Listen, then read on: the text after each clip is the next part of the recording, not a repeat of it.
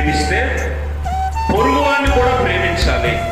పొరుగువాడిని ప్రేమిస్తే దేవుణ్ణి కూడా ప్రేమించాలి.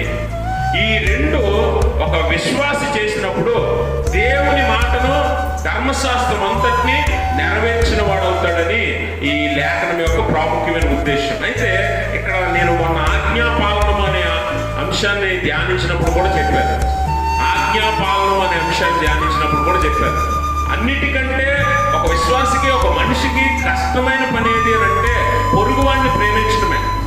మన పొరుగువాడిని ప్రేమించడమే కష్టమైన పని, అన్నిటికంటే కష్టమైన పని. అందుకనే పౌలు ఏమంటాడంటే, పొరుగువాడిని ప్రేమించగలిగితే చాలు, ధర్మశాస్త్రం అంతటినీ నెరవేర్చిన వాడు అవుతావు.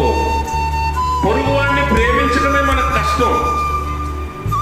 ఎందుకంటే దేవుణ్ణి ప్రేమించి పొరుగువాడిని ద్వేషించగలం మనం, అవునా కదా?